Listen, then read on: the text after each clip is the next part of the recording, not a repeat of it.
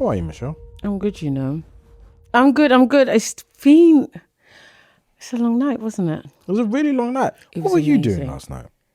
I went to the Arsenal, to the Emirates, but I didn't put on my shirt because I was really paranoid about jinxing it. So I said to the boys, my children, I'm not going to get ready till it's like 85-minute mark. Mm-hmm. And then it got to like 88 minutes. I went, yeah, I'm ready. From my friends, yeah, I'll meet you there. And then, of course, Haaland scored in the 95th minute. Yes.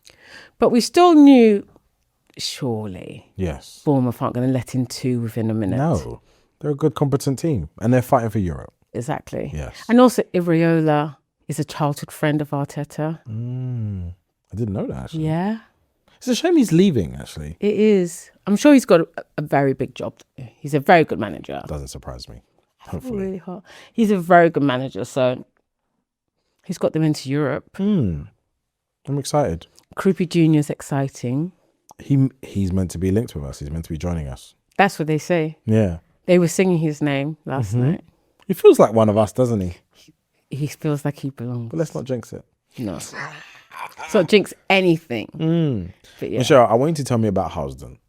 Northwest 10. So I have family in Harlesden that live very close to the McVitie's factory. Near the Harlesden station. Yes. Yeah. We found out that my grand's brother was from Jamaica. They saw each other in Jamaica one time. Was like, I'm going to England. And they didn't see each other until like 89. Right? So this is like 62 to 89. They didn't know we were in London together. And then somebody closed the gap. And then we had this whole family who were literally a carbon copy of us who grew up in Harlesden. Tell us about Harlesden. Let me tell you, what a place to grow up. Because you have to be a character to survive Harlesden. There's no point in being shy. And you're talking about, first of all, a demographic of Caribbeans, Asians, mainly Indians, Irish, and some Africans. And put it this way, I knew some Gujarati. I used to go to my Irish friend's family and I used to smell the lard. I used to cook with lard. Like everyone knew about everyone's culture and kind of just made it work. But then when the Mean Fiddler opened, I distinctly remember the Mean Fiddler, the first one, was opposite the Kentucky. And everyone used to go raving and then they'd start fighting in the middle. The people in Mean Fiddler would start fighting the people in Kentucky in the middle of the road. But apart from that, it was the most exciting, vibrant place to live. Yes. So when the hip hop started, some of the boys had a vinyl and said, right, Michelle, Alison, my best friend from around the corner, you can be our mascots. We'll teach you how to do some of the moves. I had General Levy, Paul Levy, living around the corner from me. Yeah. Wow. I had another group. God, I can't remember their name, but Floyd and other musicians. They lived around the corner. We had such a cultural vibrancy about it, where everyone loved music or was doing music or sport and just hanging together. Those were the days when you just used to roll. Yeah. So, my mum would tell me to come home at 7 or 8 and I'd pretend my watch stopped and come home like 9, 10 or whatever. Push the boundary every time. And we just used to roll on our bikes. I always wanted a grifter. I never got a grifter. And we just used to roll on our bikes and just have fun. It's really weird because I can't envisage my kids a time where they would ever been able to do that, where I don't know where they are. I don't know who they're with. But we were out. Yeah. And we used to go to all-dayers. We used to go to events. Were you named after a Beatles song? Yeah, I was. What was the soundtrack to your home? What would be playing and who would be playing? So my mum, put it this way, my mum bought The Message by Grandmaster Flash. So So my parents were on it musically. Yeah. So my dad liked Gladys Knight. He was a bit more old-fashioned than my mum. He liked Gladys Knight, Bob Marley, true Jamaican. My mum, she's Grenadian, so it was weird. She liked soca, and then what we would call quite trendy soul music. So like Off the Wall was playing, Stevie Wonder was playing, and like I said, The Message, she bought The Message. I didn't have to buy it. My mum bought it. That's incredible. Yeah. Because I think, what's so interesting? My mum, there was like my aunt who was more roots and culture. My mum was more R&B though. And so like Jodeci, R. Kelly, Boyz II Men was the soundtrack to like cleaning up on Sundays. Yeah, but that's brilliant. Yes. And so I felt like I never had the Caribbean, Jamaican reggae sound in the same way that I had like US R&B. Right. The fact that your mum was listening to like The Message, which is hip hop, which is even more incredible. Yeah, my mum was on that, but my dad gave me and my dad's family gave me the Jamaican, the roots reggae. And my dad, both my parents they were both very educated on Black history. I'm not one of those people who found out from Public Enemy about our history. I was one of those people who Public Enemy validated what my parents had been telling me. So when my parents are telling me, Africa's the first world, not the third world, I was thinking, all right, shut up, it's boring. And then obviously when Public Enemy started saying, I was like, okay, maybe my parents were on it. But my mum used to take me, she used to always say we're African. She was never one of those Caribbeans who denied that our roots and our heritage was African. She was always one of those people who emphasized it. So she'd take me to an African group called Ipitombi. She just made sure that if she, like back in the days, people used to have like cusses, like African. And I remember she heard one of the kids say something and she just went, don't you ever say that. Africa's the first world, like she was always one of those people who'd remind us that. So interesting, because I had an auntie Valerie, and she was the one that really drilled in Afrocentric like ideas. Okay. She would bring the books.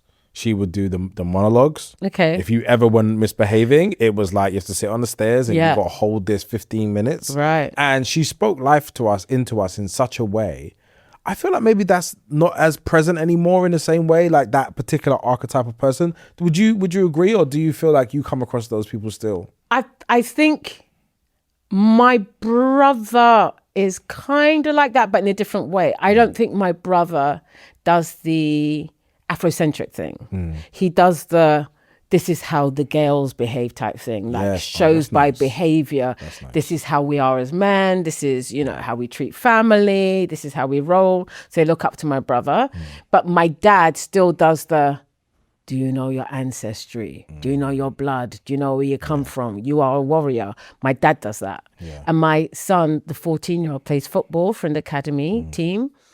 And my dad just said to him, listen, because he hasn't grown yet. He said, listen, don't let me see you be scared of any of those big boys. You do not know your ancestors. When you don't even realize that your ancestors you channel your ancestors, they're going to protect you. Yeah. You're going to bust up them big boys. Yeah. I missed that. I want to create a mini playlist, right? With just me and you. So we're going to make this playlist and the 3 songs from your childhood, right? So the formative years, basically primary, secondary school times that were just playing in your house that would give you the best memories. Okay. I'm going to go first to give you some time to like think of yours. I think my first one is going to be Mint Condition, Meeting in Your Bedroom. What? Your mum was playing that? Listen. And you know what? It's the drums. Your mum, she's on it. No, my mum had the songs, but that song I always remember every time it came on, it was like it just had a very big impact. Yeah, and it's a tune.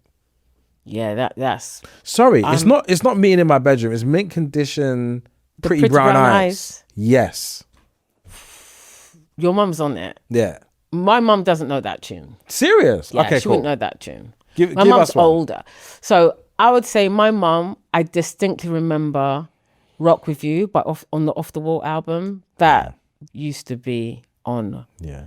I mean, the whole of the Off the Wall album was on a lot. But that Wouldn't Be Started Something, but something about Rock With You was the one that my mum was always coming back to. Yes. Okay. My next one will be Boyz II Men, End of the Road. Yeah. because it was also the soundtrack of Boomerang. Yeah. And it's an easy one to sing. Yeah. You can get lost in singing that song so like over and over and over again. Yeah, well, I'm old enough to have seen them perform that song. Really? Yeah, they came was this the 4-piece or the 3-piece? Four of them. Ooh. When they were hot like that, and they came to... It was called Hummus with Palais then. I don't know. I don't even think it exists now. By the way, I saw Nas there do E for Life before they tore it down. Yeah. Okay, yeah. Did you? Mm-hmm. Yeah, they came there. And let me tell you something. They had to keep rewinding that song in the drive. They had to keep going back. So, yeah, your mum's on it. What would I say my next one is? Okay, the one song I remember her playing that made me cry, that made me realize that songs could make you cry, was Marvin Gaye, What's Going On. Ooh. And she used to play that whole album, and there's a bit when it goes to, we go, who really cares? And it goes into that Save the Children. Yes.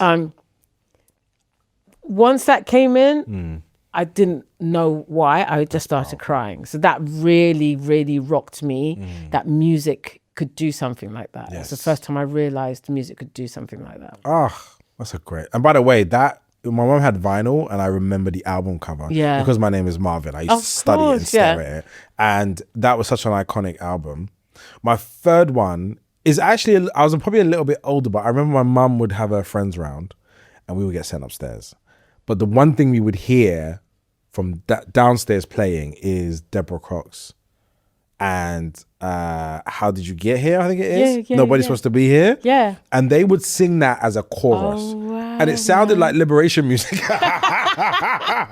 But that really, I remember that song really, really, very vividly as like a family memory. Okay. What's the third one? And I would say, my mum loves soca, and there's this song back in the day called Sugar Boom, Sugar Boom Boom. Oh my gosh. Audrey, where you get that sugar? But I do know this. You know that song? But more importantly, that sound, that feeling is just, it doesn't exist in music now. No, not in music anymore, no. Because even soca now doesn't do that. Yeah.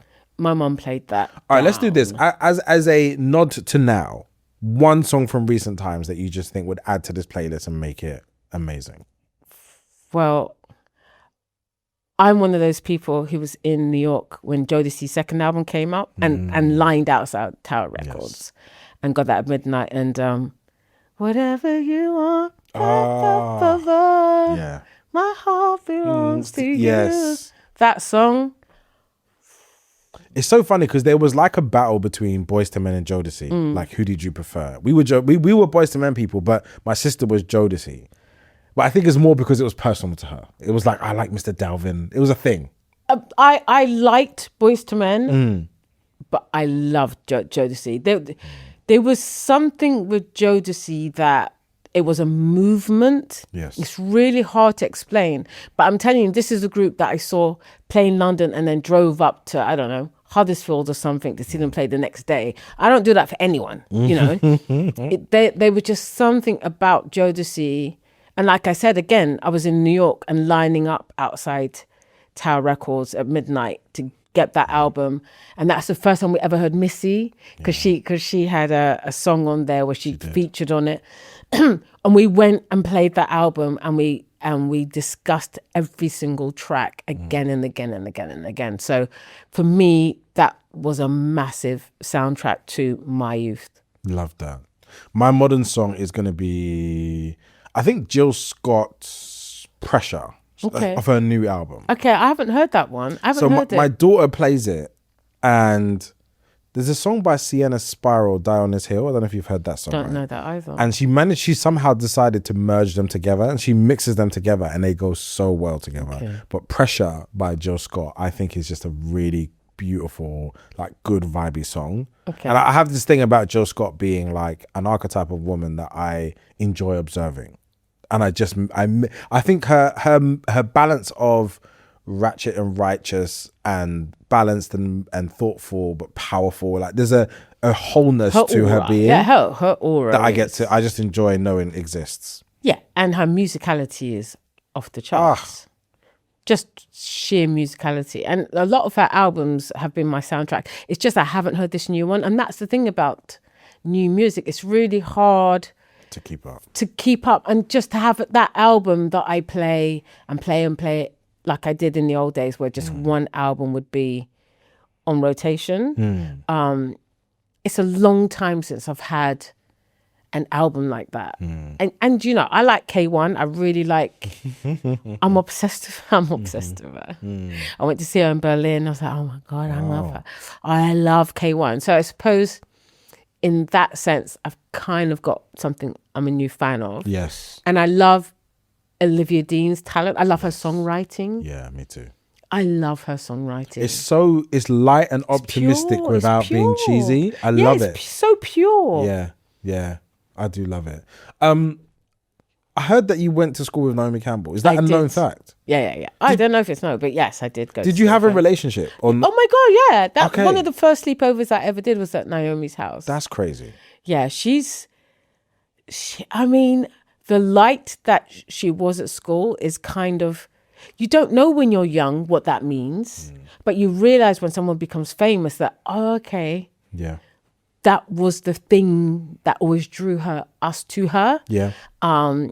She always had this energy and this light and this look that was compelling, that like mesmerized you. Yeah. And so when that translated into stardom, you realize that when you're young, you do see things. What you see is correct about people. Yeah. When you see that people are different or they stand out, and I mean, people did things for me that I didn't understand. Yeah. Because I remember dating someone in the area who was like, if anyone sells Michelle weed, I'm beating them up. And he was like the most respected guy in the area. And he was like, hold on, wait, was that your type? He was he was a nice guy. Oh, yeah, okay. Cool. But his whole thing was, he used to say to me, "You're going to be something in life." Wow. So this is like, I hadn't decided I'm going to be something in life. He decided I'm going to be something in life, and one thing I'm not going to do is take drugs. That's what he decided. Wow. So he just told everyone, "Don't. If she ever asks you, if you give it to her, I'm going to beat you up." What I love about that is that speaks to a code that I grew up under, which is if you played football or you were smart, you weren't allowed to partake in. That's right. You're protected. Yes. That doesn't exist anymore either. Does that not exist anymore at all? There's no code like that. Nothing. People will come up to you, like you couldn't go to somebody's mum's house and bring your strife to someone's mum's house. You just had to deal with it outside or wait till tomorrow. Yeah. That's also out the window. All of those customs have disappeared. What particular customs of the time did you love and would you like to keep? Let's try and find like 2 that we would love to keep and 2 that just gotta go. Right. I loved that general neighbours or friends of the family could pull up your kids. Oh, yes. Because then it's not just me they have to deal with. They're dealing with there was a community of people. The community of people. Okay. And, you know, they've got your back and they're making sure your kid is doing the right things. Yes. Yeah, I love that. And I love the whole say good morning. Like, I get so upset with my kids if I speak to an adult and they haven't said good morning to them. I'm like, you got no manners. I remember saying to my older one, I'm going to send you back to Jamaica. I went, oh, perfect for your human rights. Let's all go back to Jamaica. Yeah. By the way, that's a really good impression of his son. Like, great for human rights. Yeah, let's do that. Let's all go back to Jamaica just because I didn't say good morning. Send me That was a thing. You would get sent. Like, I'll send you home. So I was saying to him, I'm going to send you back to Jamaica so you can learn manners. Like, deal with your people. Great human rights, mum. Great. I think my thing that I would love to keep, and I think it's just hygiene. I think they don't have hygiene. Well, I think it's there's one thing that's been maintained, but I want to protect it. Yeah, and I want to speak to it into existence that we protect it, because when you start talking online about who showers twice a day, who showers their legs, it gets really silent, right? From certain parts of the community. The legs things I couldn't fathom. They were like, yeah, but the water just goes down there. Like, no. What do you mean you don't wash your legs? You don't have one of those scrubbers. You don't have the loofah thing. There's a different type of hygiene. And I think I was raised with hygiene. My mum, the way my mum would call us nasty, it had an R in there somewhere. It was like, you're nasty. Yeah. And you're like, you just had to maintain a certain level of cleanliness. Yeah, absolutely. And 2 showers a day. Yeah. Like cleaning your house with bleach and the bleach thing is nuts. Although you know, I always resort back to, I've got all the method stuff. Oh no, Yeah. natural. Yeah. And then I go, no, I'm just going to bleach everything. Yes, it doesn't bleach feel everything down. clean enough. Yeah, but that's wrong. I think it's wrong because we shouldn't really be putting bleach on dining tables and you know, tables and worktops. I don't think we really should be But then doing if that. your food touches the table and it was your mum's house, you trusted that you could pick it up and eat it, and there'll be nothing in your brain to be like, this might not be a good idea. Although there would be bleach, like penetrating your blood cells. Yeah, I think it's nuts. Mm-hmm. But you know the way they look at you, like the way they wash. The way they wash the chicken's over the top. Let's be honest. No. Can you be honest about that? Let's be No. honest. I'm not saying don't wash chicken, but the way they do You're it. going to break the internet. No, come on. They overdo it. Water, lemon, vinegar. And you got to scrub it. The way they scrub And remove it. the hairs. And I'd burn the hairs off. Okay, cool. Because So you'll see these stairs. nah, you got to burn the hairs off. There's levels to it. I got to burn the hairs off because Yeah. you've just been so trained to do it. But the way they scrub it, come on, it is over the top. It is over the top. Let's be honest, it's over the top. All right, so what I'll say is, I think I'm programmed too deeply. I'm conditioned for bleach and cleaning my chicken that Yeah. well is the only way my brain can be at peace. Really? Otherwise, I feel haven't done it right. I feel like it's not right. It was a struggle Yeah. to just say, just wash it a little bit. I burn the hairs off, wash it a little bit. You don't have to overdo it. lemons, bleach, scrub. You know, someone said to me, do you know that what 200 degrees Fahrenheit does to things? Like, what? I hear that. I don't trust science and temperatures like that. I don't trust science.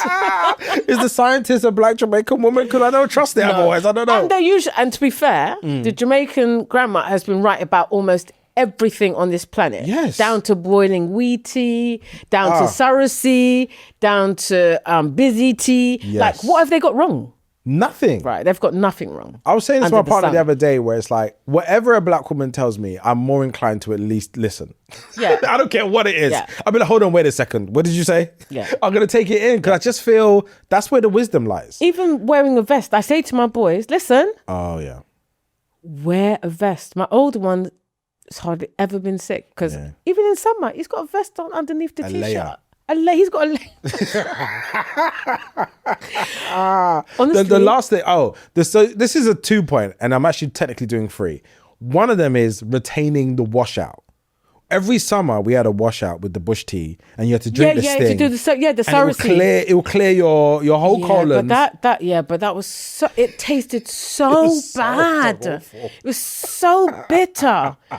But my grandma used to always give us the surrogacy washout. Yes. Without fail. We got sent to my grand's to do it because I think she was the only one that could demand the respect that we Yeah. wouldn't resist. And we're drinking this thing that tastes like literally you dug it out of your garden. So bitter. It is.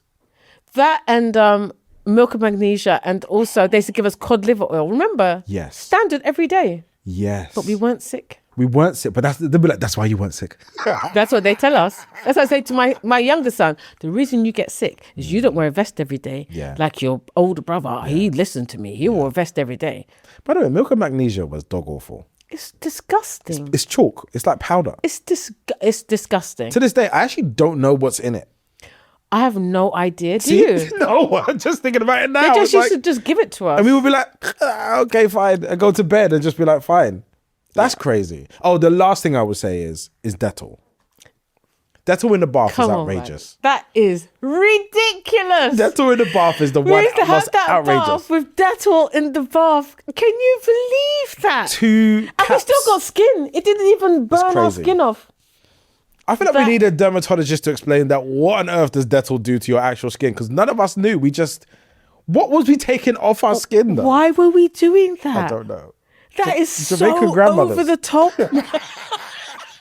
That is so over the top. But also, we would then put 2 caps in our like mop bucket and go mop the floor with the exact same solution. But I've got to confess, my first son is 26. Mm. I did put Dettol in his bath. I did. And he's still here. The child's been doctor maybe 3 times in his entire life. I think there's something in it though. But you know what I Dettol, want? come on, that must be mad. That That's got to be crazy. I'm very close to thinking that's the most outrageous thing that we've said today. Because I know what I do to clean my... That and Zoflora for me. It's like, you would never put Zoflora in your bath. Why would you put that in your bath? I just don't know. But I feel like I did okay. Yeah, and they had the baking soda powder, right? If you had the toothache. So they had most things right. So you and kind rum, of... by the way. And white rum. And white rum, right? Yes. And white rum. Yes. So... And what about when they used to give you, I don't know if you ever had this, cornmeal porridge in the baby bottle? No, as a child. Yeah. My grandma used to give the kids cornmeal porridge in the baby bottle. Do you know how big they were? I do remember. Do you know they were rolling around? They were massive. And you're just busting a sweat. And you pass out. Cornmeal porridge. Did our parents feed us into a sleep coma to shut us up? Do you reckon that's what it was? It was cornmeal porridge. We used to get carbosided.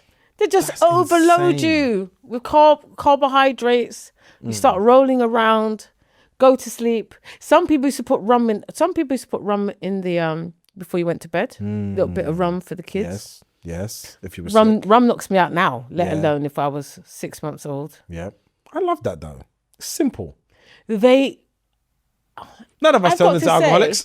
I've got to say, my grandma's I'm the first of over 50 grandchildren, and my grandma brought most of us up. And I've got to say, I don't think she's been wrong about anything.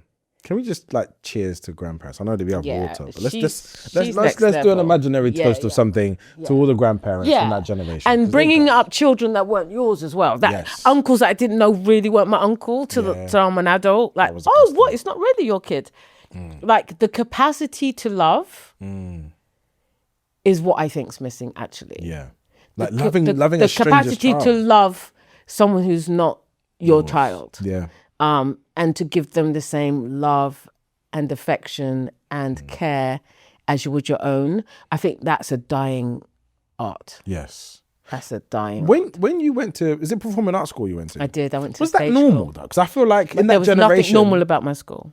that's crazy though. My school was mad. How was it mad? I mean, we did things at school that I don't think adults have done to this day. Like we were nuts at my school. We would because we're completely free to express ourselves. So because that was seen as you want to be individualistic. The last thing you wanted to be was square, right? So you've got people who there's no space for you if you're square. That the last thing you could be is square. And kids were going out. I was going to clubs at 13, nightclubs. Wow. I went to Soul to Soul. I was going to Soul to Soul and going to school after. Soul to Soul Africa Centre. I was going to Soul to Soul and then going to school on a Monday. insane. Like, who does that? But also that sounds like the kind of childhood that I wanted, and I missed the idea that it's just not available. It's not available. And my children are younger than I was at their age because of it. And I do think I had a great childhood. I do feel like we were able, I suppose, to take risks like that, but not feel in danger. Does that make sense? Yeah. So my senses around the world, and especially when people try to say, oh, London's gone to the dogs now. And I just think, you cannot be from London. Yeah. Because when I was going to school, you had IRA still planting bombs. So you used to go on the tube, you knew any spare bag could be an IRA bomb. You had flashers. Yeah. I don't know if you know about Yes, flashers. I remember, yeah. Yeah. You used to have men flashing you. Yeah. You used to have skinheads sniffing glue on the street. Glue sniffing, Jesus. Do you remember that? Yeah. Do you see that here? No. Right. So King's Cross no-go area. Absolutely. Clapham. Even Clapham, By the way, no-go area. the insult of your mum works in King's Cross. Do you remember that? Was the school. That was fighting talk. It was a high level like insult. My mother does not work in King's Cross. That was fighting talk. It was. Right? Clapham, Battersea, all these, Hackney, Hoxton, these were no-go areas. Yeah. So for me to see these areas where you will go to brunch in these areas now, to me is like laughable, because for me, London has expanded into places that I could go now, but I could never go when I was young because it was too dangerous or considered a real risk. Yeah. So I'm not of the school that thinks London's gone to the dogs. No. Yeah. Can I have a fan moment with you? Just a tiny one. So growing up, you were like the beautiful black woman on TV. This was a big deal. This was like, they put a black woman on TV and she's stunning. Who is this woman? Wow, okay. But how aware of that were you? Did that hit you at the time? No, it didn't. It's only as I've got older that there was one time I did maybe Top of the Pops or something, and my friend phoned me and said, there's this massive debate about you, and men are saying that you're hot and the girls are saying no, she ain't all that, and blah blah blah. But I didn't know that was a thing, and until I got a bit past that, and then people would say, oh my God, I had a crush on you, you were on my wall, or blah blah blah blah blah, and just go, oh, okay. No, because when you're in it, you're really in it. And I wasn't, in my time coming up, you were told who was beautiful, as in Kylie Minogue, Daniela Westbrook or whatever. So you were told that these were your beauties. Yeah.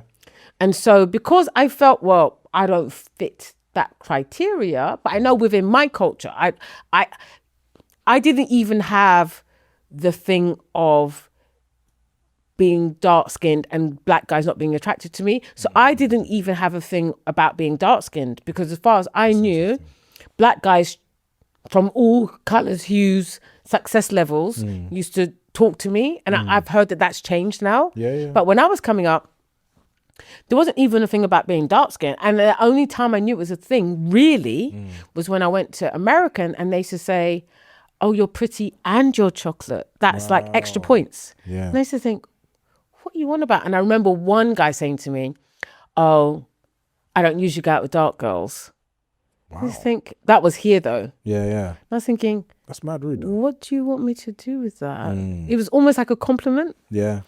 Thinking, I don't know what you want me to do with that information, but it doesn't, it's not a thing for me. It's so interesting, because I think so many people speak to being a dark-skinned black woman being a weight, being something that othered them, that meant they had a clear other experience.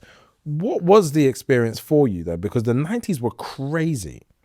Yeah. Like I'm thinking of Britpop meets like Lad Mags. You went through all of those I went through all of that. Which one of those things was the loudest assault on it? What was the experience that you were having? So the loudest assault was the Met Bar, FHM, the Lad Mags. Yeah. And the record company, I think they got me to do one of those kind of mags, and it just wasn't me. But I remember Touch Magazine, Eddie Ochia, bless him. Ah, yes. Lawrence Larty wrote for them. I love Lawrence Larty, yes. And Eddie Ochia is the one who was like, she's hot kind of thing. Put me on the front cover. Whereas I didn't see myself that way. It was just Touch Magazine was a music magazine. So he kind of, as kind of the black community photographer, was like, this is our girl. Anointing, you guys have yours. This is our girl, which I didn't understand at all until further down the road that he did that for me, really, and identified that this is our girl. We're not falling for we're not going to promote the Kylie. You guys have got Kylie, and this is our one. That's incredible. Yeah, I really respect him for that, because like I said, I didn't see that as a thing for me at all. Yeah. But then like I said, in my era of being dark-skinned, I didn't really have a weight about being dark-skinned at all. Yeah. It's really weird that how quickly that's changed. In like maybe those 10 years younger than me had a completely different experience looking exactly like me. Yeah. So it's just eras. Who were the other notable famous black people of that time? I'm gonna guess Ian Wright, Andy Peters. Yeah. Like, is this Frank Bruno? Frank Bruno. Rusty Lee. Yes, oh my gosh. Who else would be out and around and you would run into that was like famous and black at that time? Gabrielle. But she didn't go out that much. Okay.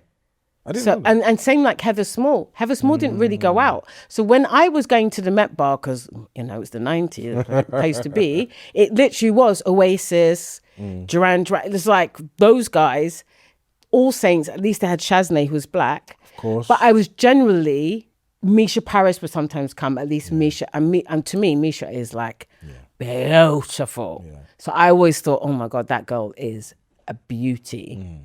So Misha used to be out, and we kind of got friendly. But I think a lot of the black artists, female artists, they didn't really go out. They kind of were. But they're not allowed out? When I speak to them now, they said mentally they were like protecting themselves. And also they felt that, which I could go out and not do drugs. So I was in the 90s in all the wild days of Met Bar. Yeah. And they used to actually say, oh my God, she's on nothing. Yeah. And, you'd go to certain clubs and they'd say, well, she's the one, just remember she doesn't do drugs or she doesn't drink. I didn't even drink at that point. Yeah. So I was going to all these places. And just being. On water, and ginger ale.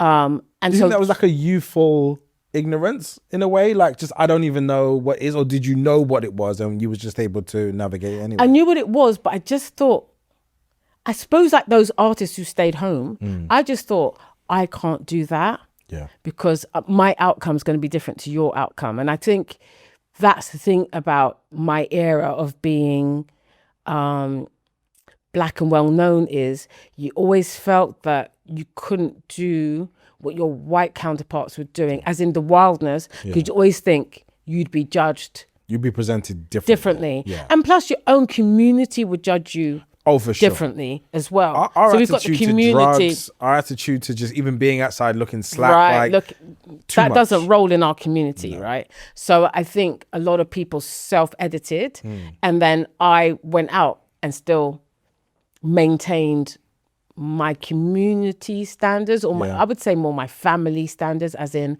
I can't. My mum and dad were both ran community organizations, so my thing was always I can't ruin their reputations because they're known in the community. So that's a big deal. I can't let them down. So I realized that I just didn't do stuff that most normal teenagers. The first time I ever got drunk, I think I was 35. Wow. Like I wouldn't do stuff like that because I didn't want to ever lose control and damage my family's name, which was probably a burden. Yeah. Who were some of the male heartthrobs from that time? Who would like people be crushing on? Who did you have a crush on? You can say it now because the time is gone. Who did I have a crush on? Well, I liked Jodeci. I had a crush on. Mr. Dalvin. Yes, he was very popular. Yeah, I did fancy Mr. Dalvin. British, who did I fancy? I can't remember, but I had a thing about dark-skinned men. So I was very into chocolate. Just, dark, that kind of colour. That was, I had crushes. That they were my usual crushes were. Okay. We're going to play a game. Okay. We're going to build a band of singers from that time. Okay. Okay? It can be mixed gender. Okay. Or it could just be all women. But we're going to get 5 people in a band. Okay. You're in it already. Okay. You're the lead because, Thank you. Who are the other 4 in your band that we would do a thing? You got to put Misha Paris in. Do they have to be British or American? Let's make them British. Okay. Misha Paris has got to be in there. I think Omar's got to be in there. Yes. He is brilliant. He's got to be in there, right? Could we put new people in there? No, we're going to keep it to that time. Keep it to that time. Yeah. I think the Cookie Crew. Yes. Were amazing. And they were so ahead of their time. Yeah. That because they had it all, the image, the hair, do you know what I mean? It was thought through. Yeah. And they had the talent. They just didn't have the outlet. So I think I'd like them to come in. And then Demon Boys were my favorite British rap group. Yeah. Who I think don't get enough mentions. Yeah. Were you more naturally inclined into rap? Because you rapped first before you sang. Well, I only rapped for TV. I never rapped. I was like, I'm not good enough to rap. But rap was my youth movement. So, and I used to go to all the rap jams and stuff like that before it then became like, we used to go to acid house raves as well. Yeah. But in the beginning, it was hip hop. Yeah. Really became our youth movement. And that was the thing that your mum, like my mum might have brought the message, but by the time I was doing, Jam on It and all that, my mum couldn't do all Jam on It and Nucleus and all that kind of stuff, right? So by the time it got to Run DMC and, Beastie Boys and people taking the Mercedes signs off and putting them around their neck, and that was totally youth movement by that time. Yeah. And we were very much into it. And there was a really good British rap scene, which I think doesn't get enough mention now. Like your Mellows, Demon Boys, London Posse, Cookie Crew, Moni Love, of course, was here first. Pogo was the DJ. And it was a thing. Tell me about EastEnders. How was it? I always find it weird that you did you disappear to Norwich? They made Norwich sound like you went to Africa or something. I went to Norwich. I went to deepest, darkest Norwich because what had happened is they thought I was going to resign. Okay. So they had offered me a storyline, but they wanted me to sign my contract early, and I felt that they were pressuring me because there was a point where my contract renegotiations were supposed to happen, but they were trying to get me to sign on earlier because they had a storyline that they wanted to protect. So it made sense from their end. But from my end, because I was pursuing music then, and I'd released my first song, Looking Up, and then BMG had said, we want to sign you for an album, let's make the album. I just felt, the confidence of youth. Yeah. I just wanted to hedge my bets a bit, and I didn't want to commit to EastEnders because music was my soul. Like I felt that that's really my passion that I wanted to follow. And so in the end, I had to quit EastEnders. And because they didn't expect me to quit, they probably would have killed me because they were so angry. Yeah. But they just didn't have time because they have you might film maybe 10 weeks in advance. Yeah. And so because I told them maybe 12 weeks before I'm not going to sign, they couldn't actually kill me because the storylines were written. So they just had to go get in their cab to Norwich, basically. That's crazy. Would you, if they could find a way to write you in, would you go back in? I think for the right storyline, I would. Yeah. EastEnders, let me tell you, that place did so much for me. I'm so grateful for it. And also I made great friends there and I learned so much about life there. And so I don't know what happens there anymore. I haven't watched it or anything. But my time on EastEnders, to me, was a happy time. Some of the best laughs I've ever had with Sid Owen and Daniela. And so for me, I only see it as a positive memory. I don't see it as a negative memory. But I was just very aware that they can kill you when they want. Yes.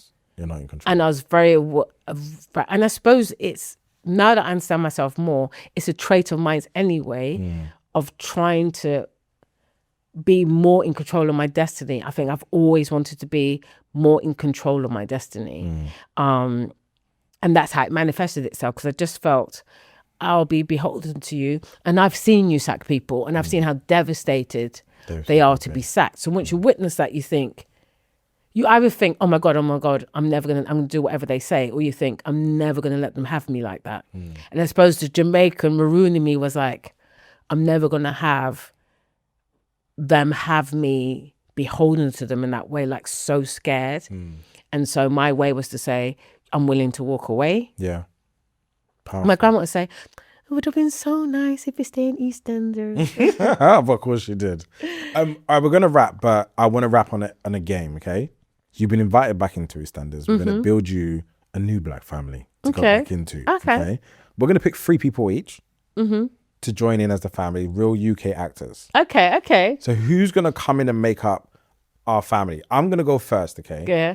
I want your husband to be Idris Elba. Oh, yeah, okay. It's kind of similar generation. I surrender, okay. I think he's going to lead very well. Yeah. Okay? He is dad. Yeah. Who else is going to be in our family? You go next. I think we need... Oh no, Rita Falker's already in it, isn't it? So I think I want Kano to be Really good. maybe my brother or my nephew or something. Love that. Yeah. Nephew Kano. Okay, cool. Yeah. And he's someone that we've brought up. You know, like you bring up other people's family. Yes. Oh, that's really cool. Like Kano's someone that we brought up, almost like Fresh Prince. Like Kano's the guy. Angry. Yeah. Do you know what I mean? Okay. Carrying the world on his shoulders. I love that. Okay, do you know who I want to bring back, right? Is in Desmond's, Justin. He played Sean.